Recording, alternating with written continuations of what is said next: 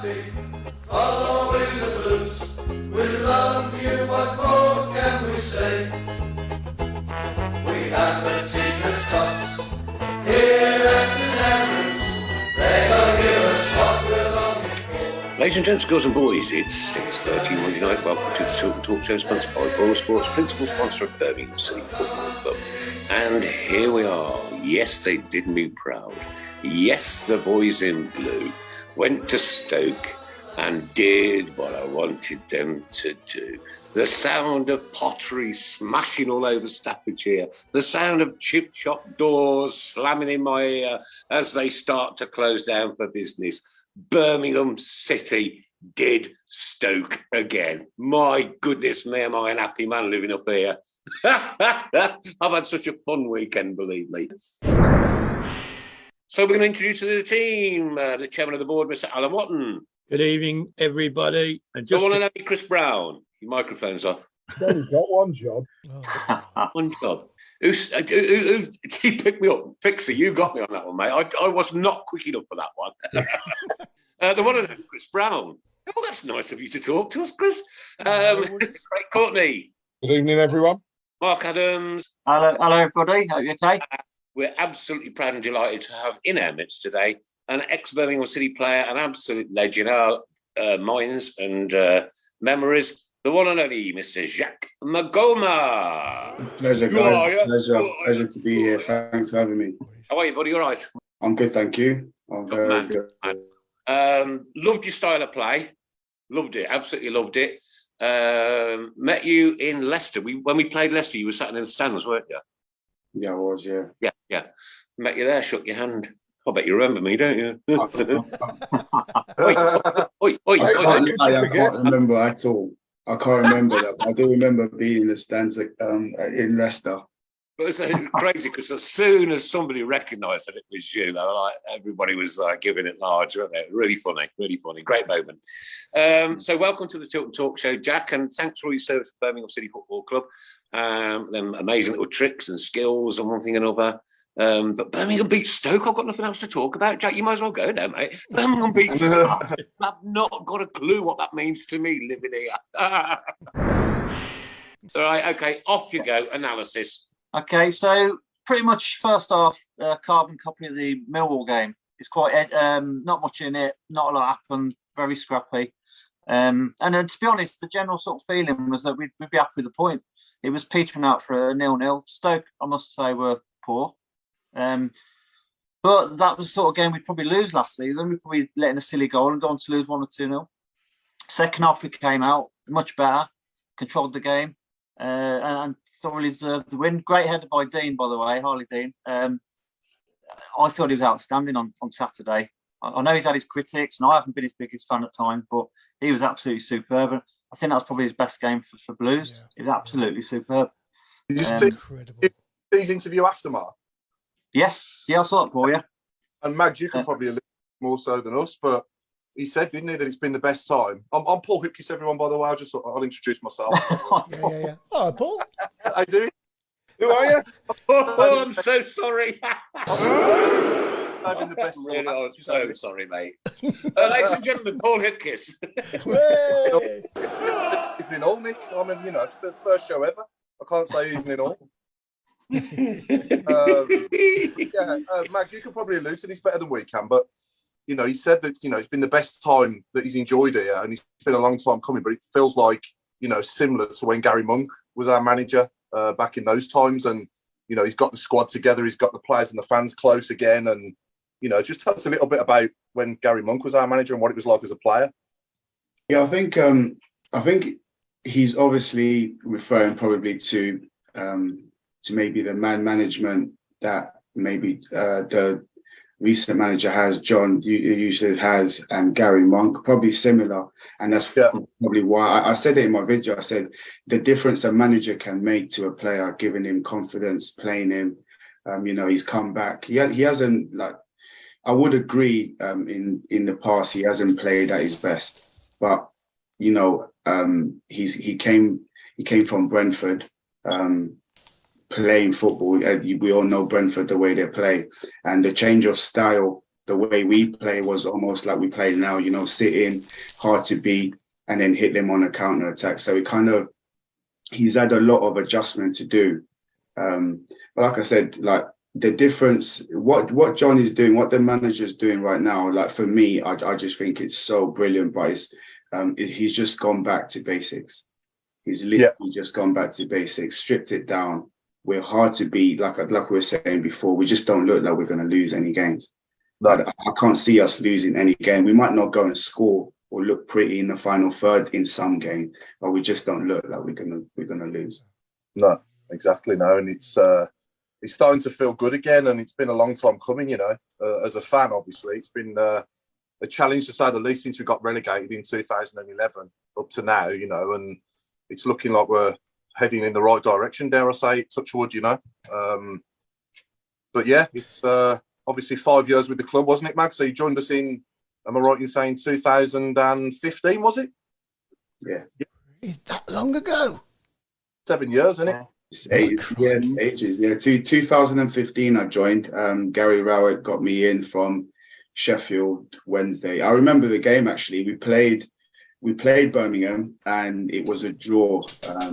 We played when I was playing for Sheffield Wednesday, and I was coming to the end of my contract, and I had him previously at Burton Albion, and I spoke to him after the game, and he's like, "What are you doing in summer?" And I was just like, "Well, you're getting me in, aren't you?" So, and like the conversation went like that, and he's like, "We'll speak in the summer." And came to the summer. I sent him a message. He replied, and then we got talking, and then that's when I joined. Yeah, but take us back to the beginning of your career, Mag. So what got you into football, and where was you sort of first spotted, and talk us through how you sort of got into Tottenham's academy as a kid? Right, this will take me back a bit. So I came into the country when I was 10 from Congo. We immigrated here to the UK, and I lived in Tottenham, 5 minutes away from White Hart Lane. That's basically how, like I said, I became a Spurs fan. That's how I fell in love with Tottenham, because I literally lived. I used to hear the chants in the stadium. I was that close, although I couldn't go to into the stadium at the time, but I could hear it. I could see the fans singing, and on good days when we win, it was just unbelievable. So started getting into football just because of seeing that. My interest grew. And then at school as well, my interest grew at school. Sports was one thing that I was naturally gifted at. So I played cricket, rugby, football, but I ended up going the football route. And at 12 years old, I got scouted. I was playing for a Sunday league team, Winchmore Hill. And I got scouted, told me to come in. I tried for 2 weeks. And I remember the coach actually was Dave Kerslake. So what I used to do is, so training was at 6:30. So I used to leave school 3:30, run home, get lunch, get dinner into a box, get to the bus stop. I used to get 4 buses in order for me to get to training for 6:30. And after 2 weeks, Dave Kerslake turned around to me and said, "We're not going to offer you anything. You're not good enough at the moment." I can still remember it like it was yesterday, tears running down my eyes. Wow. And the biggest mistake he did was give me his number, because all I did was ring him for like every other week. I used to just ring him. That was the biggest mistake. And he ended up having the hump. And 3 years later, at 12, after saying you're not good enough, at 14, 15, I got invited back in, and ended up signing. And after that, the rest is history, really. Yeah. And was it still David Kerslake when you got back in after? Yeah, because I remember him. He was a right back for Tottenham when he played for Spurs. Yeah, at 15, it was him who invited me back. He was the head coach with alongside Mickey Hazard. I don't know if you guys. Yeah, him. Yeah. Mickey Hazard, Mickey Hazard is probably one of my favorite youth team coach. even till now. I haven't kept in contact with him, but I would like to get in contact with him again. But he was unbelievable for my development. Yeah. As I got into the academy pretty late, 15 is really late to get into the academy. A lot of the kids now, they start at the age of 5, 6, and even back then it was like that. So I had a lot of catching up to do, a lot of training to do in terms of like technical ability, even my physical attributes. I was really small and skinny and scrawny a little bit. But yeah, you know, like it was really good. At the same time, it was tough coming through the academy. It wasn't easy at all. So, like I said, like now, my story, I try to tell my story to try and help young players not to think that the road is basically just like an uphill. Like you just go in, it's going to be all rosy all the way. You know, I had to be told no to then go away and come back and prove myself again. And in life in general, that's what it is. Like over and over, you're just tested. So yeah, I try to tell that part of my story with what I'm doing now. So that's a little bit of me getting into the Tottenham Academy from 12, 15. Yeah, and who was Burton Albion's manager that signed you at the time? In 2009, wasn't it? You went to Burton. Yeah, so yeah, 2008. Paul Piscasilido was the manager at the time. Yes. Legend. Yeah. He was the gaffer at the time, and the assistant was Gary Rowett. So I signed there. To be fair, at the start, me and Gary clashed a lot. we always clashed because it was like I always wanted to dribble and whatnot, and I'll hold my hand up. Like the tracking back used to get him to like have a go at me every single time, running back the other way. So and we clashed to start off with, but Paul was brilliant for me. Like he gave me my first, professional game, I would call it. So Burton Albion, Ben, the chairman, who's good for me. Like he's brilliant. 4 years I spent there. At Burton, so it's really good. Yeah. Lily wants to know what your favourite memories were, and what was your worst moment or moments at Blues. My favourite memory at Birmingham. Yeah, I've got so many. But one that really sticks out. It's always been the ones where we're fighting for. The times I was there, we're always fighting to stay up. I think more time than ever, I can remember that we were really safe, and end of the season, you're kind of just you're playing with no stress of like if you lose this game, you're getting relegated. So I remember, like I said, the Sheffield United game where we needed to win, and we got the 3 points, and I scored to make it 2-1 at home. Yeah. We played them. I could also remember Fulham away when we beat them 5-2. That was really good. That was a really good game. I remember also Derby where Clifton Bell scored on a volley at the edge of the box. That was a good day as well. So there's so many memories, so many good memories. I haven't really got any bad ones. I'll probably say the one that kind of sticks out in my head was probably the time where I came back from African Cup of Nations and Zola was in charge, and we hadn't won for about, I don't know, like 15 games or whatnot. And I wasn't in the squad. At times I wasn't involved. But I didn't have a bad relationship with him. He just favoured other players. I think that's probably one that will probably stand out the most for me. But with my time there, I hardly had any bad memories, to be honest with you. I think his tenure stands out with us. Sorry, Paul? Nick? I think his tenure stands out with us. His tenure.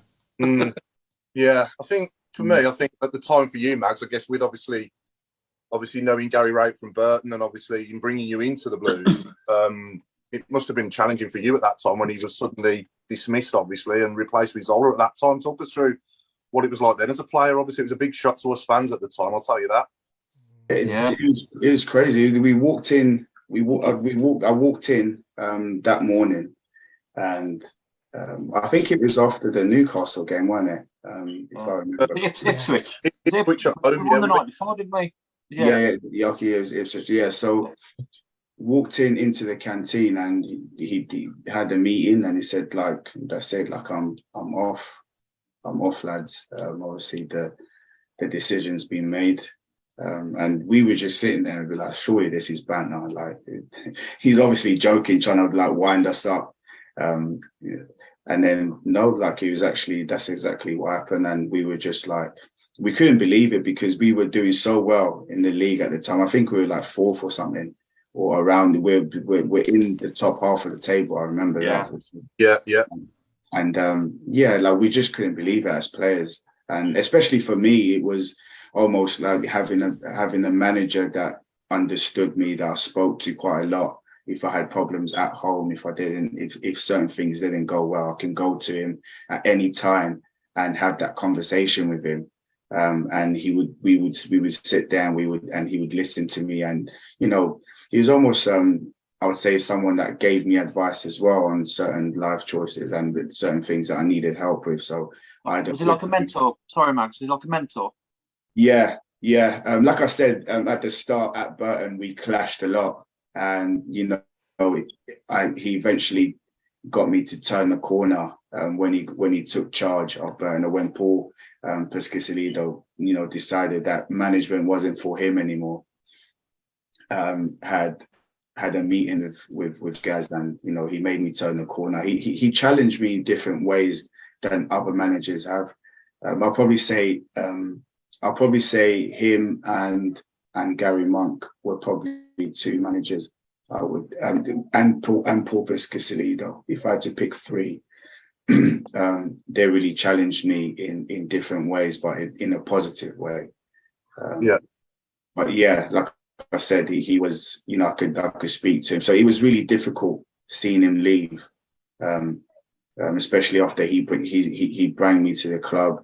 And, you know, I think he had great plans for the club as well. I think he was getting on a roll, and he had the players on board in what we were doing. I think the club and the fans were all behind him as well at the time. So it was just a shock for everyone, to be honest.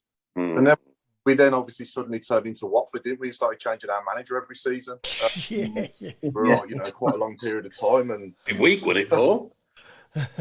we were good at it though. Consistent. Yeah. Every other week, you had a new manager. I know, man. We had the chairman. We had the chairman as a manager at one stage. It just became crazy. There's a few posts knocking around about, and I don't know if you've heard this news, that Liam Dace is back at Blues as the new academy manager. Yeah, we'll talk about that, I think, later. Yeah. But can you allude on to that a bit more, Max? You know, you mentioned there the chairman was the manager at one point, and obviously we've all seen the pictures of Dong in his tracksuit on the training ground. Yeah. Was he getting stuck? Was he himself? I think when certain managers came in, I think it became clear who was kind of making decisions at the end. I think before, when Gary was in charge, you wouldn't see it if it weren't staff on the training pitch, you wouldn't see no one. No one was allowed. So it was just players, staff, and that's exactly how it was. But then after that, you know, you'd eventually see, you know, like Don coming in, chairman coming in.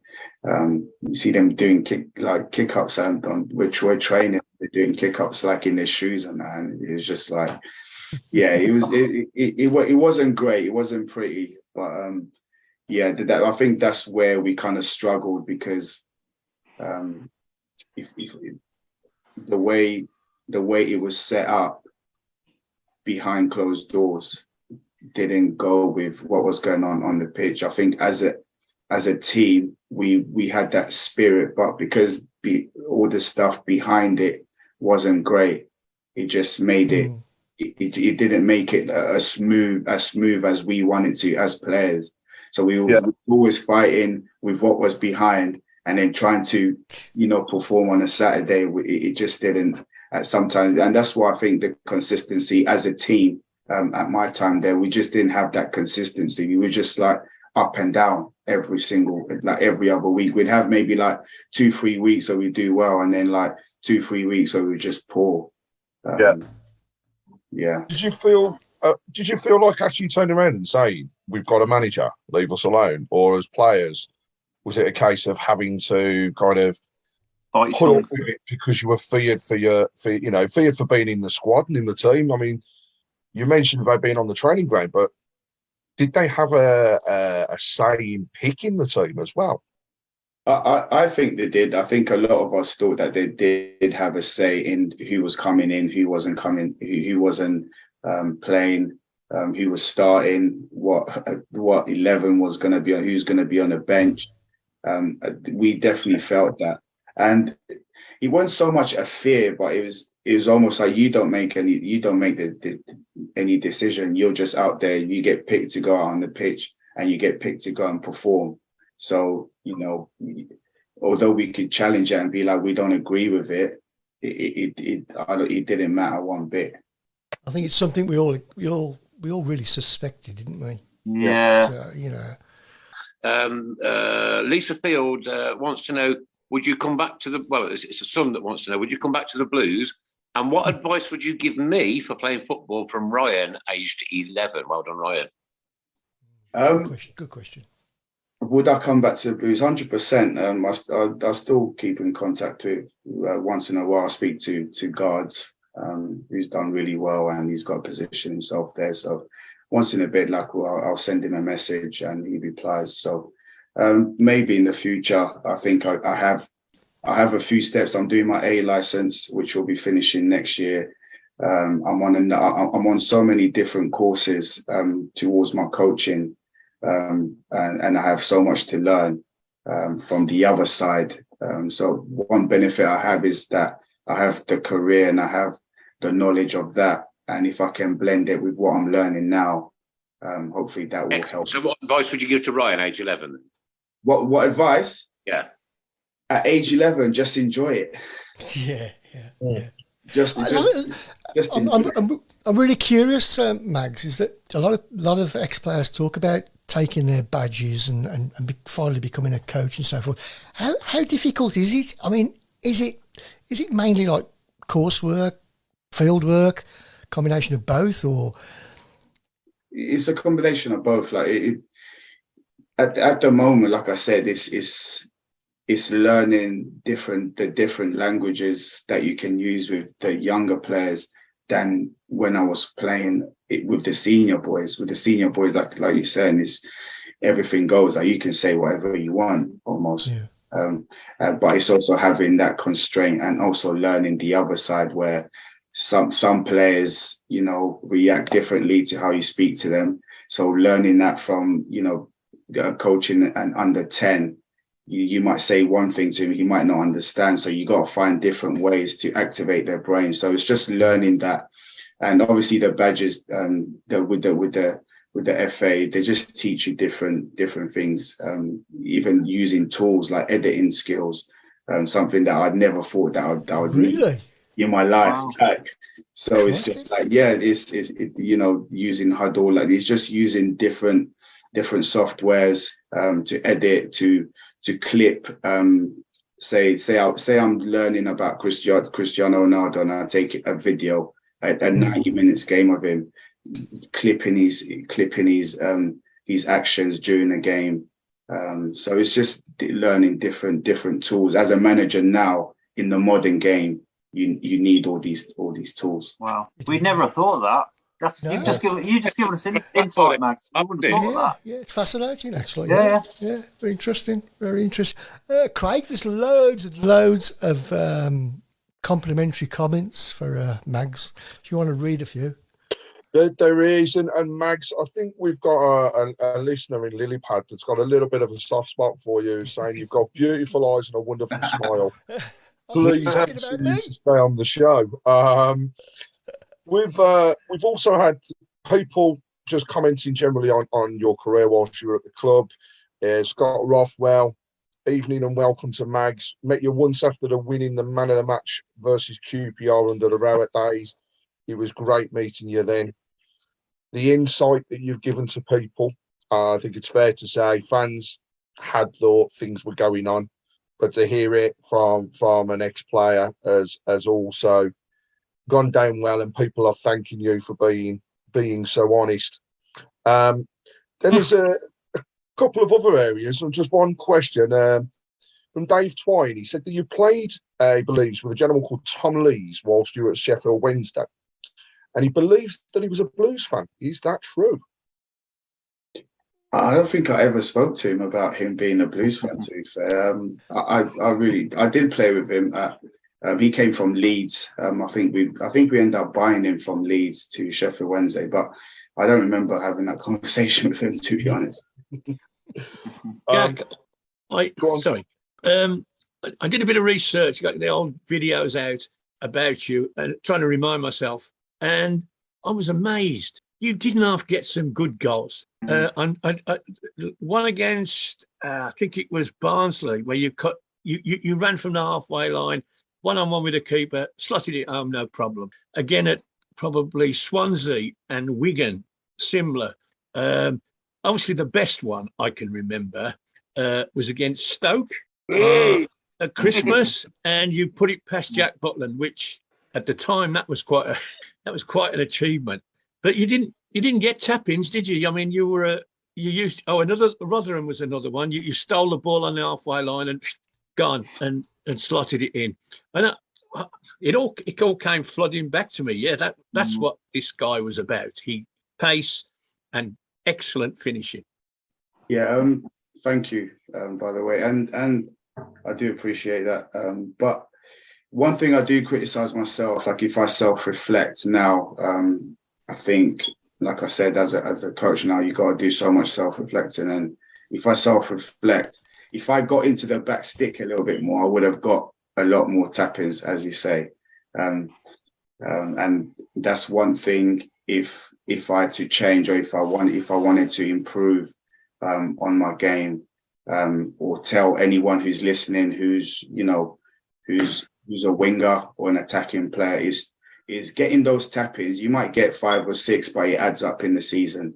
There's always, balls coming across the box. If you get in that back stick, or if you're in and around the box, I think that's one thing that I'll be self-critical of myself in terms of, getting more goals for the club, which was, like you said, is getting those tap-ins. Yeah. Question for you, Jacques. Here you go. You said earlier about you was delivered that news that you weren't good enough. Yeah. I've been told that all my life, and believe me, it's true. Do you know how to deliver that kind of news to youngsters, or is that somebody else's job? No, it's difficult. I had to. There was a period, I think it was with the under 14s and under 14, and I witnessed a boy getting told, and I had built a bond with that boy, and him being told that just I literally, it was hard for me to even take the session, because just watching him go through that, and it was just so difficult. So, like I said, there's so much going. As a player, you don't think about these things. You just get on with it. Did you give him your phone number? No. No, I didn't. I think if, like I said, I was lucky that Dave gave me his number. But like I say, if you go down that road, I think it would be selfish to give one person and not everything. I love your brutal honesty, mate. I genuinely do.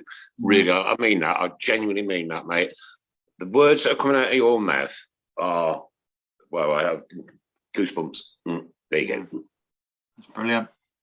Some other questions that are coming, Mags, are who's your toughest opponent that you ever played against? It was me at Leicester. Yeah. Is that Domino's?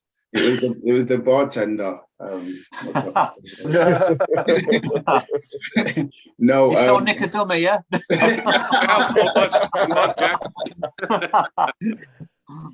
Yeah. No, my toughest opponent, who I always had tough battles with, was Lee Peltier. Peltier, yeah. Yeah, that right back. He was, and also Lehigh, when he was at Middles. No, he wasn't at Middlesbrough. Was he at Middlesbrough? Bristol City, no? Bristol. Yeah, I think he was at Bristol, but I remember the name. I can't remember who, because he played for different clubs as well at my time. But he was. I think those two were tough opponents. Like if I wasn't on my game, like I knew like I was just gonna get ragdolled. Like they were just so physical, strong, especially Lee Peltier at Cardiff, when they had Neil Warnock. They're playing that man marking system. He will literally follow you everywhere. He'll play right back. If I go to the other side, he will literally just follow me. It was just a tough game against him. I think he'll probably be my toughest opponent, I'd say. We've got Anthony Hill, who's up in New Hampshire. He wants to say hi, Mags. Hang on, is that like New Hampshire, is in like just outside Aldershot? That's the one. No, that's the old one, mate. In Warrington. Yeah. So if you can just say hello to Anthony Hill. Hello, Anthony. How you doing, buddy? And he says keep up the great videos. We'll talk about those later as well. All the way from New Hampshire. Well done, mate. Well done. Nice one. Can I say, Max? Sorry, can I ask if you can say a special hello to your friend Little Louis? Steph and Megan said, can you give him a shout out because he'll be watching? Yeah, Louis, how are you doing, mate? I hope you're doing well at school. You're behaving yourself. I hope you're doing all your homework and you're listening to your mum and you're staying out of trouble. And I hope you're still practicing your skills. And hopefully one day, I'm hoping to see you play for Birmingham. Louis. Max. Louis. Mags, there's been a question coming to me on text, and it's in regards to the fact that we believe your brother is playing for, is he Brentford or maybe on loan at the moment? Yeah. So the question is, you're a coach now. How have you approached that, and have you coached your brother the same as what you would do the teams that you're with at the moment? Yeah, that is my brother. I got two younger brothers, both professional. Funny enough, we all came through the Spurs Academy. Yeah, I'm really proud of that because I know how difficult it is to just get one brother through an academy, but to get both of them who graduated, who came through starting from under sevens all the way through, really, really good. Yeah, he's at Brentford, but he's on loan at Wimbledon. And I'm probably harsher, I'm tough on both of them, more than I probably was on myself, because I know just how hard it is now for young players to have a long career, in football, because it's just getting harder and harder every year. The quality of players are much better. As you can see, even with Blues, like our players are so much better now. No disrespect in my time, but as a squad, we just got so much more in depth. The players coming off the bench are just much better. I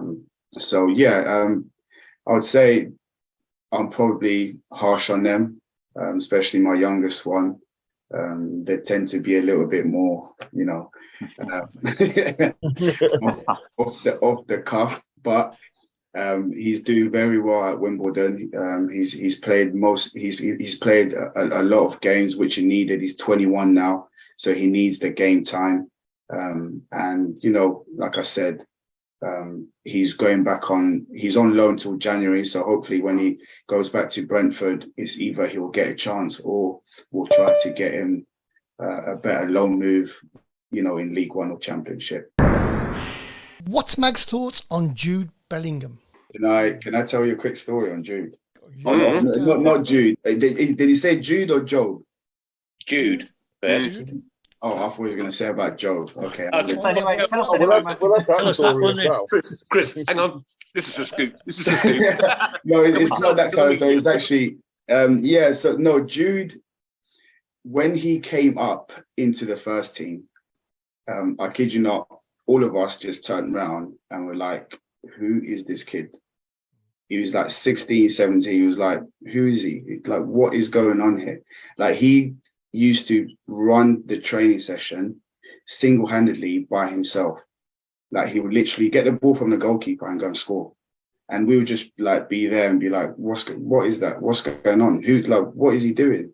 And it was just unbelievable to see such a talent at that age. And we just couldn't believe it, how good he was and how developed he was already. Because a lot of people, as you see now, like his quads are just like, it's like if you're looking at a 26, 27-year-old who's played so many games, Jude. I think personally, from what I've seen, especially that season that he had at Birmingham, he's definitely future England captain. And in my opinion, he's definitely going to be a Ballon d'Or winner. And how good would our squad be if we'd still got him? Yeah, exactly. And what a shame that we have to sell one of the best things that's come through our club, probably since Trevor Francis. Yeah, it's difficult though, because he probably also he's ambitious. That move, because you got to think about all the clubs that were coming after him. You're talking about pretty much all the top. I think the Avon ladies call him. There he is. All the top four, top five. So, Yeah. Max, we're talking about Job as well. So, is this what I guess your brother may well have played with Job in the England setup as he's worked his way through. But what's your story? Go on, we're all intrigued now. Well, with Job, no, I won't say it. He's still at the club, so we'll keep it. I don't want. Come on. Okay, here's the deal, Jacques. Right? Okay, will you tell us off air? He's if he ends up moving up from the club and I come back on the podcast, I'm more than happy to say it. But it is a good story, but we'll keep it for another time. Jack, don't you think that with Jude, because he's moved up a level, I mean, from the Championship to the Champions League in the space of in the blinking of an eye, his progress has been accelerated. With the greatest respect, if he played for us for 2 seasons, he wouldn't, he wouldn't have been that much sharper, that much quicker. His passes, he passes to world-class players now, and he gets the ball back, and he makes things happen there. Where if he'd have played for Birmingham for those 2 years, he wouldn't have had that exposure to that sort of level. I mean, he was in the England side a fortnight after he left us.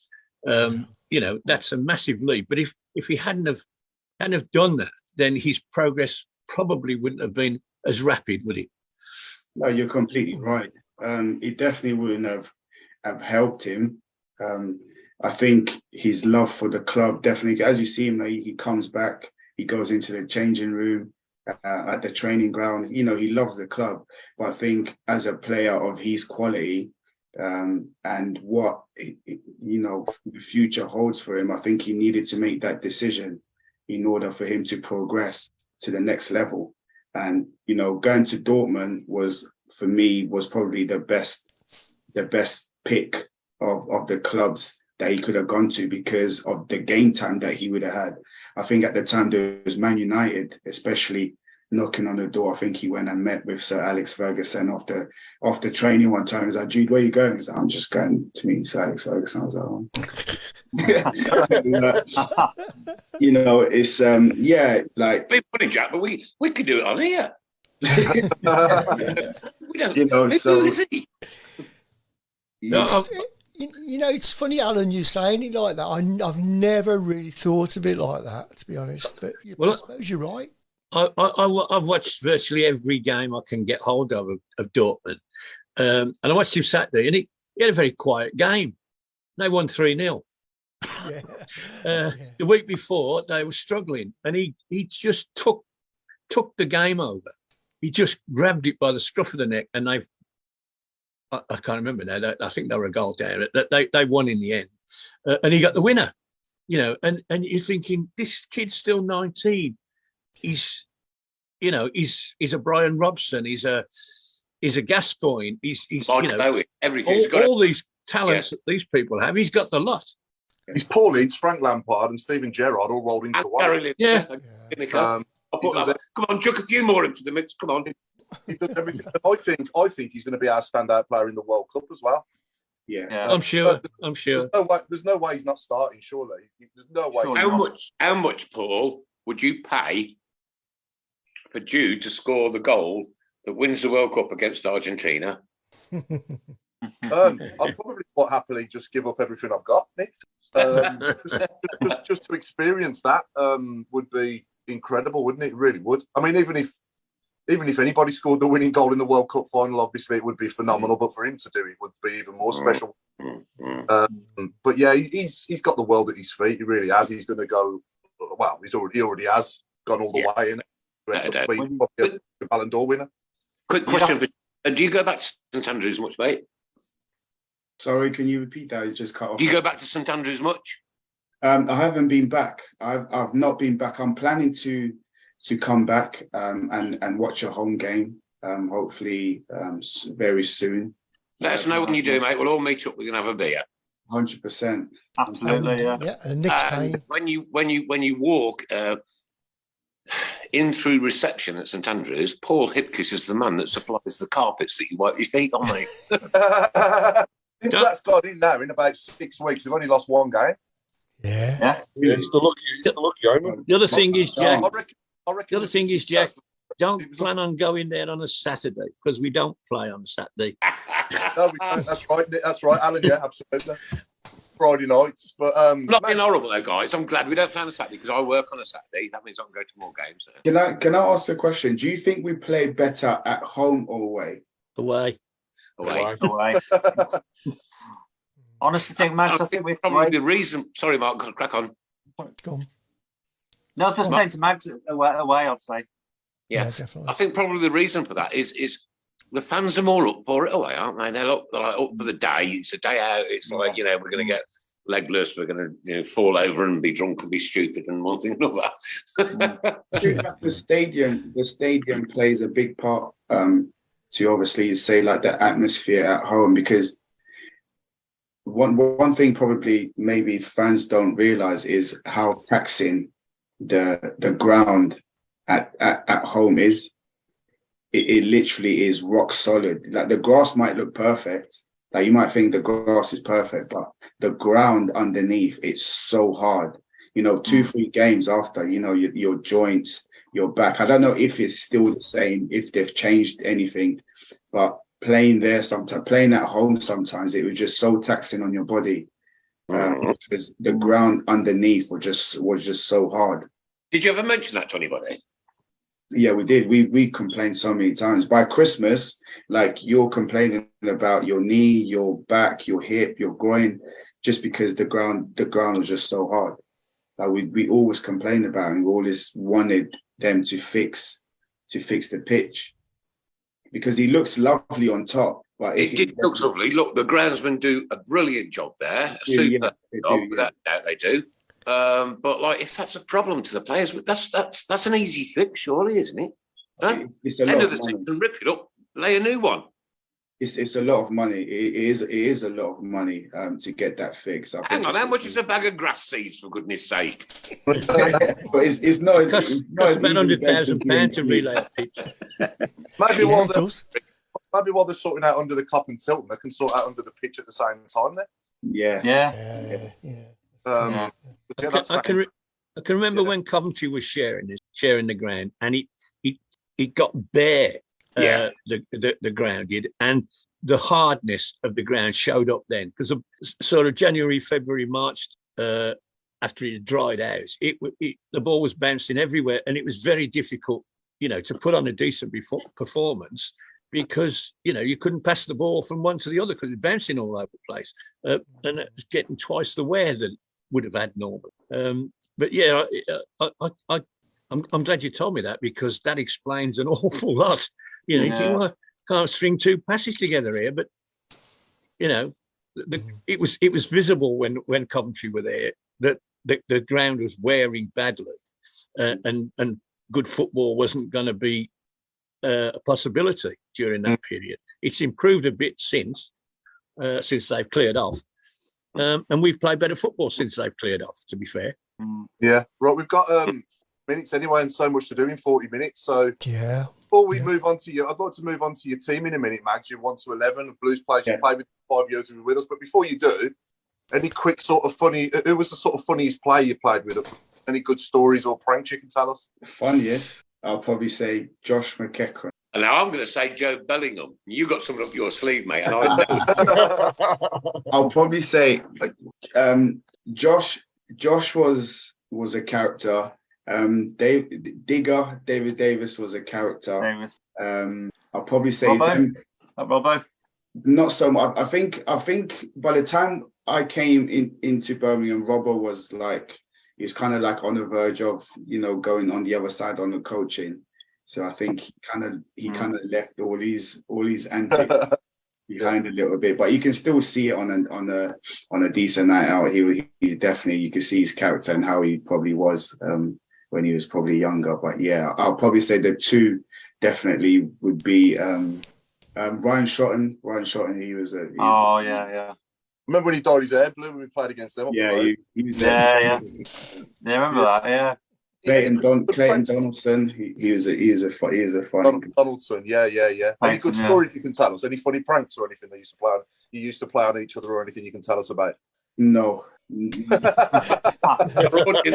sounds like there is, but you're not going to tell us. You can't tell us, yeah. No, you've been taken off air, yeah? Yeah, not yet. I think it's too early. I think some kids are still awake at the moment. No, I think Mark's. Jack, how many local derbies did you play in? You know what I mean by a local derby. We don't, and we're not allowed to say the word. You get fined 10 quid if you say the word, right? Okay. How many local derbies did you play in? Okay. I think I played 3. Mm-hmm. What do you reckon, to? Yeah. Not great. We didn't turn up on 2 occasions. Especially away, we didn't. I think they had more quality than they had. I wouldn't say they had better players, but I just think they were well run and well organized. And then it's hard to say, because I don't want to make them sound like they whatever. But it is hard to admit that they were the better team. Yeah. Who was their manager when you played against them? They were the better team. Was it Sherwood? What did you say, Alan? I said, who was the manager of Villa when you played against them? The gaffer. Is it Steve Bruce? No, was no. It could have been sure. I think it was Sherwood, because we played him in the cup, didn't we? The League Cup game, and we I know Sherwood was in charge for that. Yeah. And wasn't it Dean Smith as well? Yeah, Dean Smith. Yeah, that's the one. Yeah, Dean Smith. Oh, right. Okay. Yeah. But anyway, let's move on to your team, Max. So. Paul, sorry. Can I really just? This is a very, very quick one, because we do need marks. Oh yeah, marks. So what we've done there, Mags, is we set Mark a challenge now every week. Okay. Since he had his opinion on Hannibal the other week. So which was ludicrous. Got a feature in the show called Marks on Hannibal. So it's called Marks on Hannibal. What have you just put on the? Oh my God. So Mark, what is Mark this week on Hannibal? Well, the lad's improving. I'll give him that. He's listening to the advice we've given him. So this week, I'm going to give the lad a generous 7.8. We were all a 7.8 on Saturday, I think. But that's the only piece of paper you got, and it was 7.8. And a new temporary feature is Magsy's marks on Hannibal. So what are you giving Hannibal out of 10 on the performance Saturday, Max? On Saturday, I gave him, I think, a 7. Okay, I gave him a 7. Yeah. I think there's a lot for him to improve on. I think he's definitely a talent. But I think there is a lot. He's one of my favorite players, like one of my favorite players now to watch. Yeah. In the Blues team. But I do think he has a lot to learn, and he's only young, so hopefully, like you said, he can take the advice, Mark, and keep it. Do we think Scott Hogan could be the third player for over the last 30 years to score over 20 goals in a season for us? Oh, wouldn't that be good? Yeah. What do you think, Max? Wouldn't that be good? I think he can. I say that he's probably one of the most clinical finishers that in the championship. By the way, I'll put it there. I think he's very good in front of goal. He may need 3-4 chances before he scores, but he still is good in front of goal. He's already got 8. So, and we're only in November. He's got 8 goals. So you'd like to think in the next 3 months he can get 12 goals, or in the next 6 months, I'd say he can get 12 goals. I think it's more than possible. Yeah. So yeah, I'll probably say he can get 20 goals, 100%. Yeah. There's only Steve service, of course. There's only Steve Claridge and Shay Adams that have done it for us in the last 30 years. How good was Shay, by the way?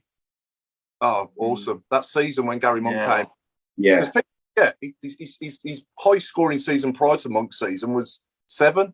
7, And then Gary Monk comes in with James Beattie. And do you think a lot of that was down to James Beattie as well, Max, why he turned into such a prolific forward? I think he just clicked. Like I said, like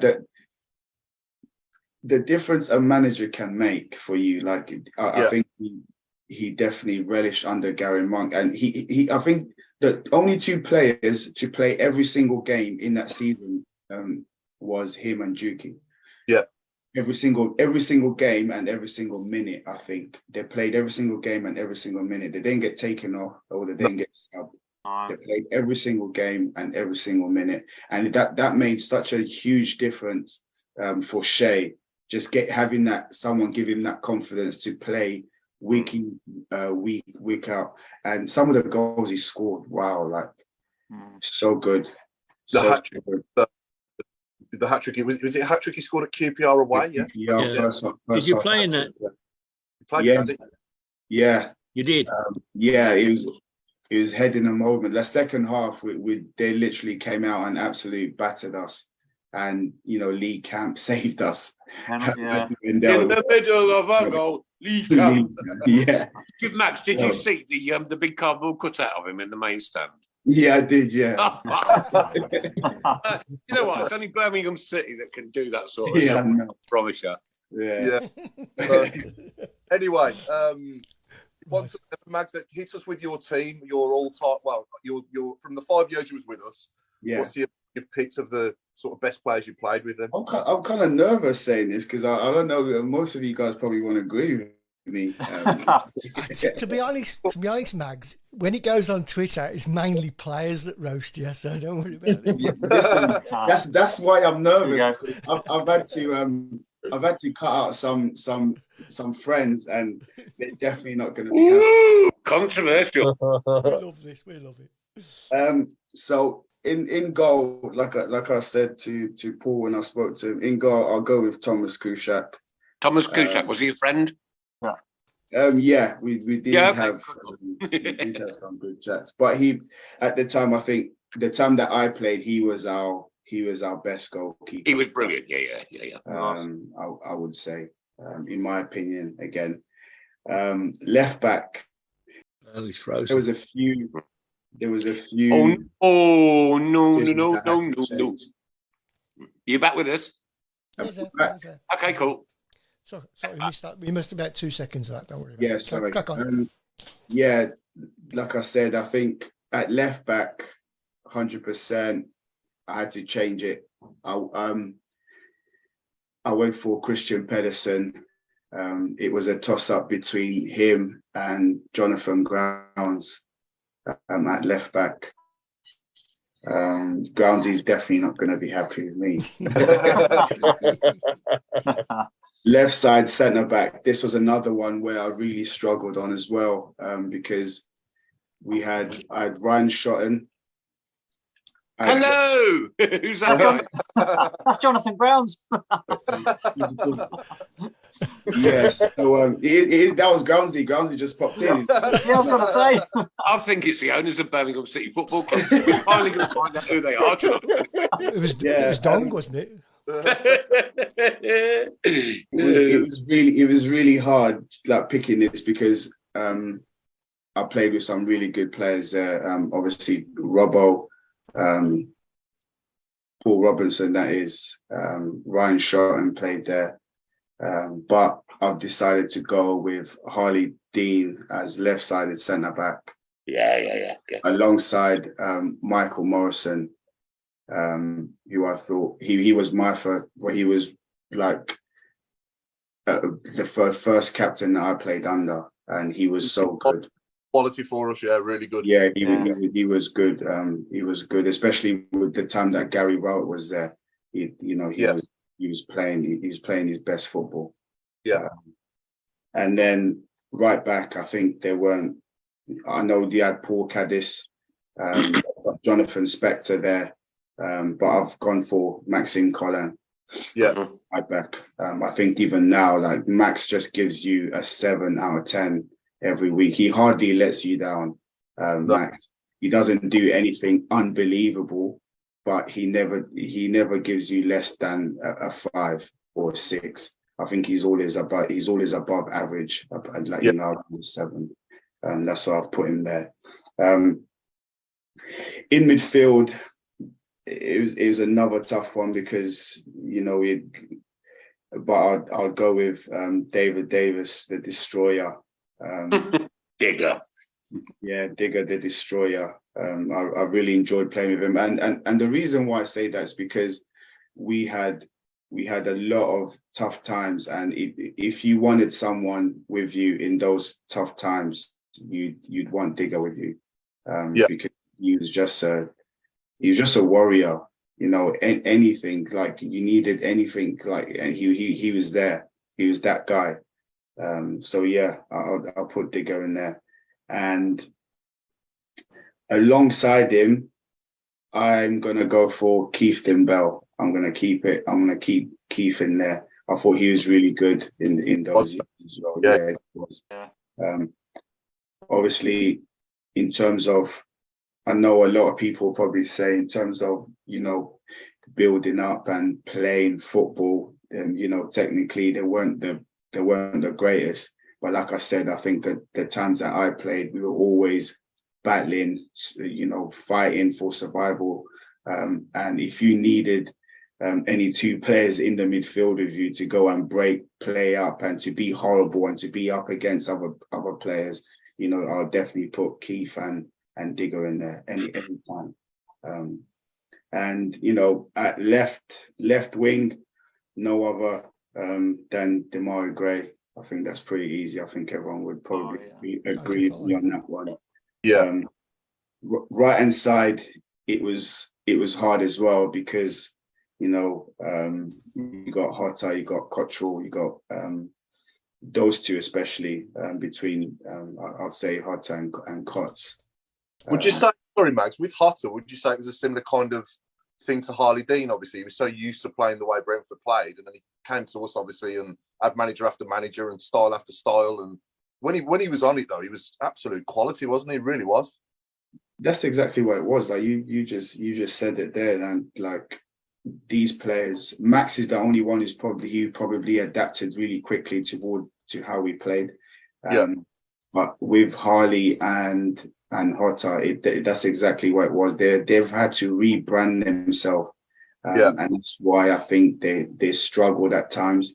But that's why I said, especially with Harley, that's why I've put him in there, because his character and his, you know, mentally how strong you have to be in order to rebrand yourself. You know, people slating you, going on loan, coming back, and then putting performances as he is. It's so good to see. So with Hotta it's the same, but I am going to stick with Hotta, because I think the games that he was unplayable at times, You He know, was. There's certain games where he was just unplayable, and seeing him play was really good. And two up front, I struggled with this as well, but I'm gonna go straight in. I'm gonna say Juki and Shea. I think that season when Gary Monk came in, they were literally unplayable, and they were so good for us. They were flying for us. So I'm gonna go for Juki and Shea. I know Clayton's probably gonna message me if he sees this. So is Cots, but listen, I've already sent the clip to him. Sorry. Yeah, so I'm gonna go for Juki and Shea up top. I think they were brilliant that season that Gary Monk came in, and Shea got his move from that season as well. Juki's still going strong now. I think he's the only player after 8 minutes. He looks like you could probably take him off because he looks finished. But he's such a warrior. Such a professional as well. And it's just so good to see some of these players still playing. Yeah, and captain and manager, Max?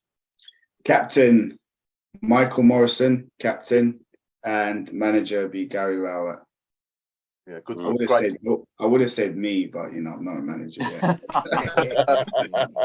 yet. I wished it hadn't all gone wrong, but it did. And you know what? You've got to move on. It's football. Football's a very strange, fickle, funny business. Like, as a kid, I was 14. Doing my paper and turned the sun over. Trevor Francis had just been sold. I sat down on the curb and cried. Cried. Why did he owe you some money? Anyway, the next part of the Chris, show. don't wreck my emotions. Set you a little challenge now, Max, for a bit of fun. So what we do now is we have a part of the show when we have a special guest on and an ex-player called Who. So like when they make a sub, the opposition and our crowd go Who. Who are part of the show. So what we do is basically we're going to play 15 seconds, and all I'm going to say is it's a player that's been in the same squad as yourself over the 5 years. I'll give you more of a clue.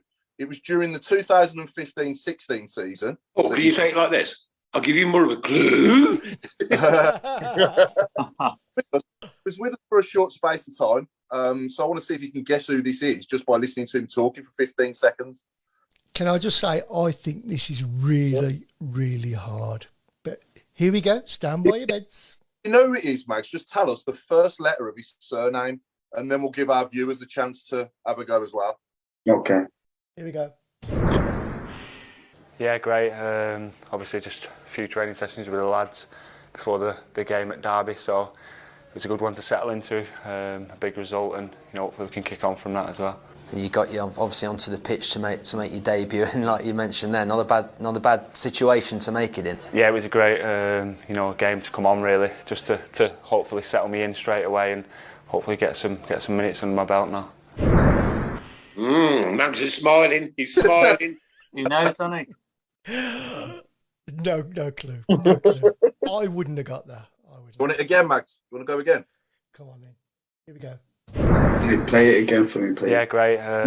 Obviously, just a few training sessions with the lads before the game at Derby, so it was a good one to settle into. A big result, and hopefully we can kick on from that as well.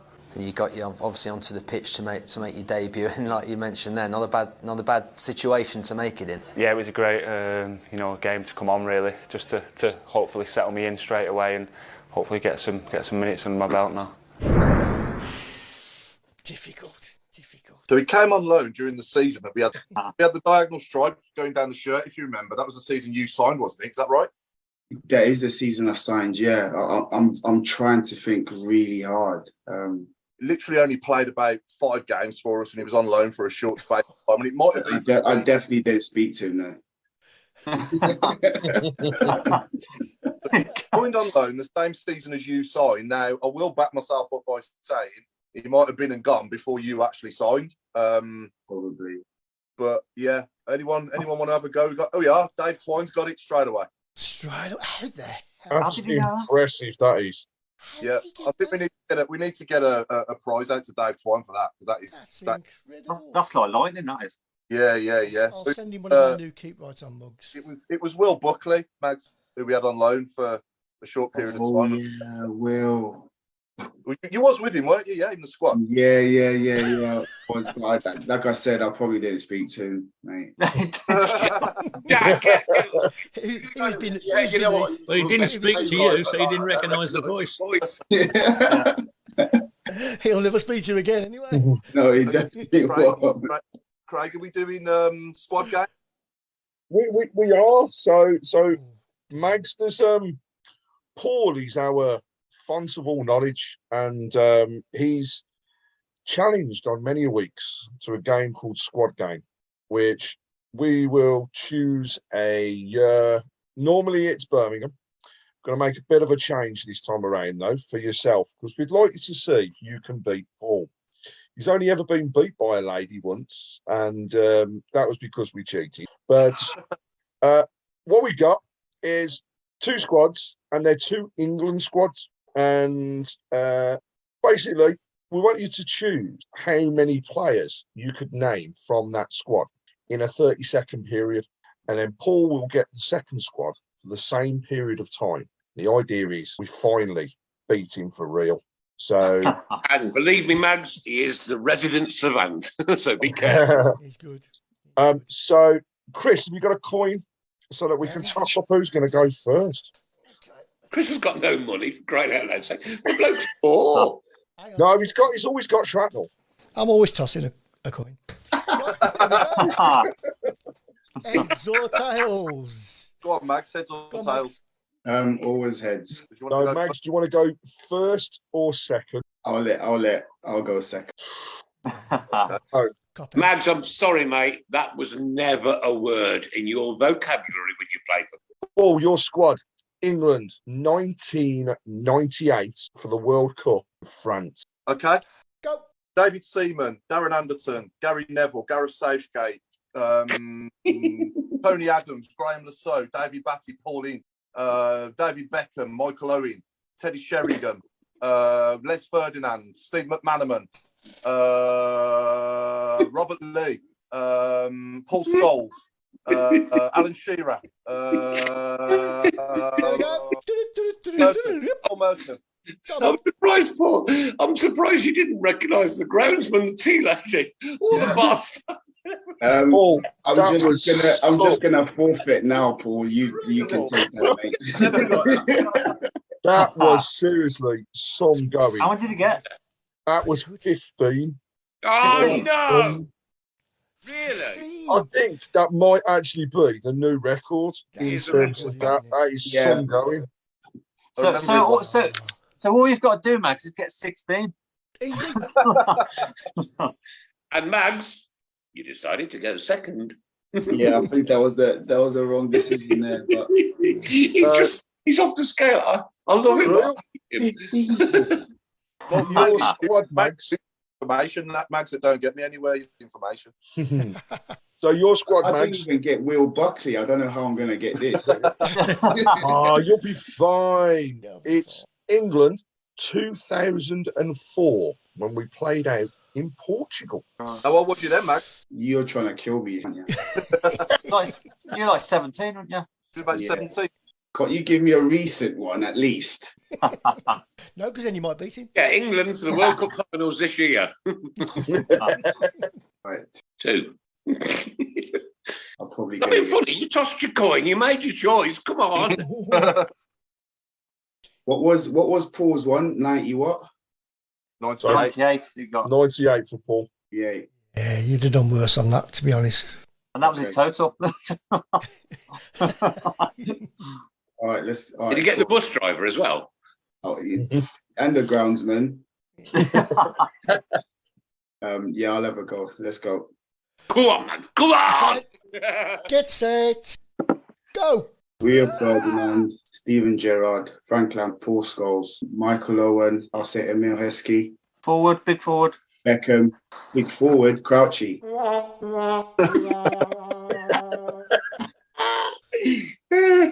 That was 6. Not bad. Not bad. You goalkeeper wise, he was actually one I'd totally forgotten actually for this competition, but was David James in goal. Who? David James. David James. Oh, David James, blimey. You could have had Gary Neville, Ashley Cole, John Terry. You also could have had Wayne Rooney, Michael Owen, Wayne Bridge. Said Owen Craig. Oh, sorry, yes, I got Owen, that's right. Phil Neville as well. Jamie Carragher, I didn't realise was still playing. Let's not worry about it. Don't worry about it. Right, we are into the last 15 minutes of the show, actually 10 minutes of the show. Chris Browne, what have you got for us tonight? Okay, so it's the last 15 is footballers and superheroes. Anything to do with football and superheroes. Football and superheroes. How do I right? Nick's ball. Nick's ball. Could you have David James Bond? David James Bond. Was he superhero? Come on. It's a start. Well, he was I don't know. All I'll right. tell you what, the picture I put ask. Some sort of perm. So I've had Lee Clark Kent come through. Yeah. Lindsay, this doesn't count, but I'll say it anyhow. She said Lee Camp because he's just like Thor. She loves him. You don't know. So Mags, I don't watch superhero programs. what manager in your career would you have loved to play for? Didn't play for, and why? I think I played for enough, to be honest. No, if there is any, if I had the chance of working under any manager, would definitely be probably one at Liverpool and one at Man City. Yeah, I think those two will definitely be top two at the moment. Yeah, so I'll say no. Sorry, we got Dillian about Mo. I missed that one. Oh yeah, Dillian. Oh, good. Robin Van Persie. Oh dear me. Oh God. Actually. Yeah. Sorry, Chris. I was going to ask. I was just quickly ask Mags. Were you one for keeping sort of memorabilia from Blue? Sorry, but when they come through, they do make me laugh. Are you ready for this? That's all right. Spider-Man City. Spider-Man City. That's Spider-Man. Yeah. Wasn't that funny? Wasn't worth waiting for. Well, what was you going to ask? Sorry, I was going to ask Mags, what sort of mementos have you kept from your days of Blues? Have you got like a shirt there? Have you got? I've got loads. Behind you as well? I've got so many that I need to get frames for. There's just so many ones I collected. I wasn't one for collecting other players' shirt. Your own. Yeah. Wet, to be perfectly honest with you, don't they, Jack? Well, then, what you saying? I said they normally stink of sweat, to be perfectly honest with you. Oh, they're not washed. I haven't washed none of them. There's the same. I tend not to wash my shirts. Yeah, there's a few that were brand new ones I'll probably give away, but the ones that I wore are match worn shirts, or if I played against a friend, people that I knew, I'll take their shirts. But I wasn't one to collect. The only shirt that I've got of who's probably big superstar is Cristiano Ronaldo's one. Cheapest gift, mate. You go for 2 a penny round here, kid. Yours would be far more. I had the pleasure to meet him when I was at Sheffield Wednesday. One of his best friend, Samido, took us to a game when he was at Real Madrid, and they played Man United in the Champions League. And we ended up going to watch him, and I ended up meeting him. He's actually a good lad. Nice guy. Yeah. Does a hell of a lot for charity as well. Yeah, definitely. Yeah, very good. I don't know if anyone will ever reach the levels that him and Messi have reached. Do you? I mean, obviously people say Maradona and no chance. Paul. Too late. Paul. What? Maradona. Madonna. Yeah, it's too late for people to start, trying to reach their level. I think they started so young, And by the time people realised, the gap was already too big. So it's hard to get to reduce that gap. Like I think someone said on Sky Sports, it was like if Haaland wants to, beat the record or even tie, he has to score like 60 goals for the rest of the season until he's 37. Yeah, it's crazy, isn't it? Yeah, so just think about that. So it's just like the gap is just too big. Yeah. Yeah, well, a few more. Gambit friend, I don't get that one. Paul Penguin, Peter Gary Parker, Martin O'Connor, i.e. Captain Marble, Wayne Clark Kent. I think you've missed a couple as well, Nick, because Flashley Cole was mentioned. That's a good one. Mr. Fixer, can you work on Paul Plisky's holiday for us? Storm John. Careful, Nick. Cut it up. For God's sake, man. See if we can get Pesky on the show. And there was another name earlier that was mentioned. Madonna, wasn't it? Is it Madonna? Madonna. Might have been Madonna. Right. Oh, what's that bloke's name? Oh God, what's his name? No. Ron. Was he in the jungle? Ron something. Aldo. I don't know. I'm sure he's got him on tight and talk to us. Actually, well, Matt, Chris, can I just shout out on the charity event? Because yes, you must do. Yeah. We're going to launch our festive charity events after the show today. So watch out for the poster showing some truly fantastic prizes for this time around. So we have signed memorabilia in a shirt from this season, signed by the squad. We also have kindly donated back to us the shirt for the season when Jude played his last games for the club. So we have that fully signed, and Jude's signature is on there.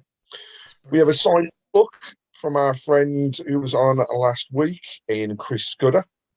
We have 4 tickets. That was brilliant last week, wasn't it? Great. Yeah, it was Chris. We have 4 tickets for our game on the 2nd of January. And our prize, and thank you to our very own club for this, we have 2 half-season tickets that will be donated by the club. So that will take in 12 games from January. So some really good prizes, and watch out for some details. We are supporting Cancer Research UK, and one that's very close to all of us in mind. So it helps out not only with those areas, but we've got plenty of money that we can then take forwards to help those great charities out. So watch out for details. Brilliant. Absolutely. And also thank you, Jacques Maghoma, for donating his house.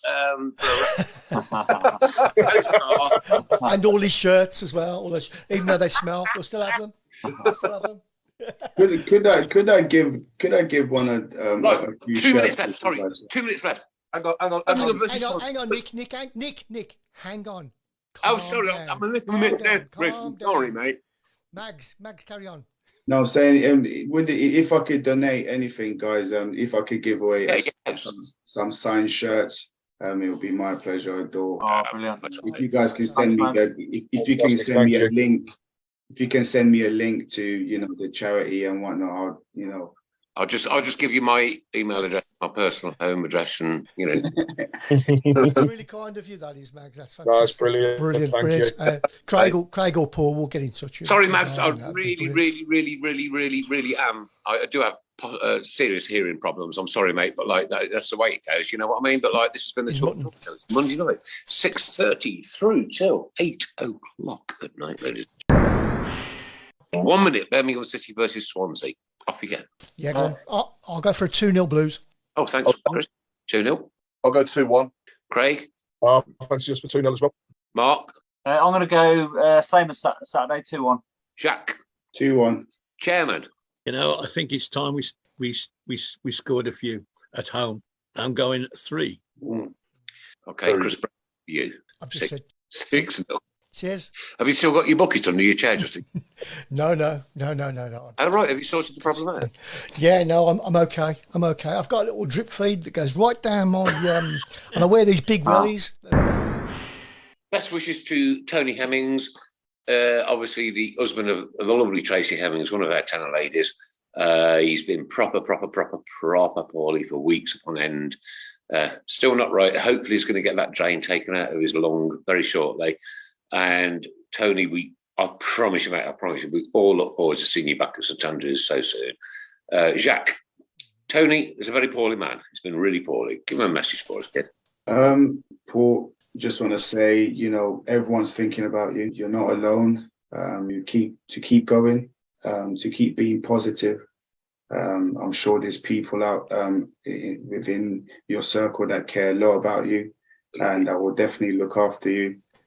So don't ever feel like you're on this road by yourself. We are thinking about you, as we're mentioning you right now on this podcast. So all I can say is to keep going and to keep fighting and to keep one step at a time, and I'm sure everything will be fine in the future. Bless you, Jack. Thank you very much. You're a religious man, Jack? Yes, I am. Pray for that man, please. Yeah, I will do. Bless you. Thank you.